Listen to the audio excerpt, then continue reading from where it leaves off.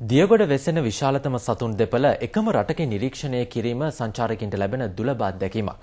සැබවින්ම ශ්‍රී ලංකාව දැන් එම සුවිශේෂී වාර්තාවේ හිමිකරුවා බවට පත් වෙලා. ජාතික රූපවාහිනියේ කසුන් සපුමල් ඒ පිළිබඳව ගෙනෙන වාර්තාවක් දැන්. කාර්යබහුල මිරිස් දෙහිවර වරාය සංචාරකයන්ගෙන් පිරී පවතින්නේ මත්ස්‍යයන් මිලදී ගැනීමට නම් නොවේ. ලොව විශාලතම මුහුදු සත්වයා එසේත් නැත්නම් නිල් තල්මසා නැරඹීමේ චාරිකාවකට එක්වීමේ අරමුණින් එම දුලබ අත්දැකීම අපේ ප්‍රේක්ෂකයන්ටද සමීප කිරීමේ අරමුණින් අපිත් සංචාරයට එක් වුණා. ගැඹුරු මුහුදේ සැතපුම් 30ක් පමණ අපව ආරක්ෂාකාරීව රැගෙන යාමේ වගකීම පැවරුනේ මිරිස් වෝටර් ස්ටාර්හි ධනුෂ්ක ලක්ජනට.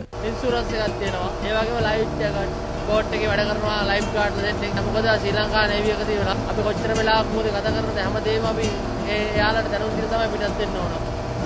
අන්න එහෙම දැනුම් දීලා පිටත් වුණ අපි දියරලි පසු කරමින් ක්‍රමයෙන් ඉදිරියට ඇදුණා. නිතර මුහුදු ගමන් නුපුරුදු අපට ඒ තරමක් අසීරු අත්දැකීමක්. ගොඩබිමේ සිට අවම දුරකින් පැමිණ තල්මසුන් නිරීක්ෂණය කිරීමට හැකි ස්ථාන අතරින් ශ්‍රී ලංකාව ප්‍රධාන වශයෙන්ලා සැලකෙන රටක් ලෙස තමයි අද සංචාරකයන් හඳුන්වන්නේ. තවත් සංචාරක බෝට්ටු රැසක් එකම අරමුණකින් යාත්‍රා කිරීම දර්ශනීයයි. ගැඹුරු මුහුදේ විසේකාරයා නොහොත් ඩොල්ෆින් අපේ යාත්‍රාව දෙපසින් ගමනට එක් වුණා.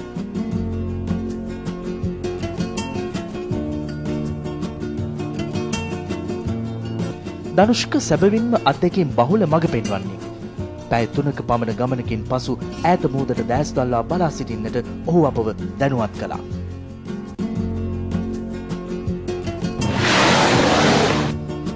ඈත මුහුදෙන් එක්වරම කුඩා හුම්මානයක් වැනි දසුණා. මෙහි පිට වෙසෙන විශාලතම සත්වයා නිල් තල්මසා දැන් අප ඉදිරියේ.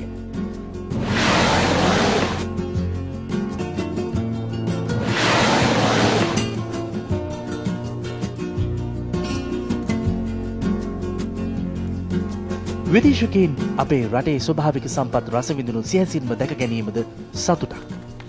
It's my first visit. මේ මගේ පළමු ගමන. ඇත්තටම හරිම සතුටුයි ලංකාව ගැන.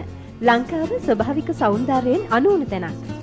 සමකාමී ලංකාවේ සංචාරය කරන දැන් විදේශිකයන්ට හොඳ අවස්ථාවක් තියෙනවා.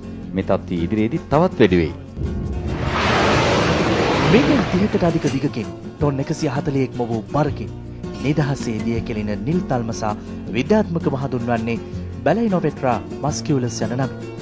මාස 11ක ගැප් කාලයකින් පසු පැටවකු ලොවට දායාද කරන මේ සතුන් ආහාරයට ගන්නේ ශාක සහ සත්ව ප්ලවාංගයි. සත්ව විද්‍යාඥයින්ට අනුව නිල් තල්මසා සංචාරයට ප්‍රියතාවක් දක්වනවා. දකුණු සහ නැගෙනහිර මුහුදු තීරයේ ඔවුන්ට අවශ්‍ය ආහාරය හමින් පැවතීම සතුන් බහුල වීමට හේතුවයි.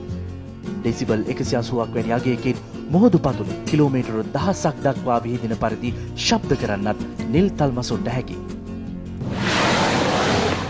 බලාපොරොත්තු සාක්ෂාත් කරගත් අප මහා සයුරට සමුදුන්නේ ශ්‍රී ලාංකිකයෙකු වීමේ අභිමානයද සමගින්.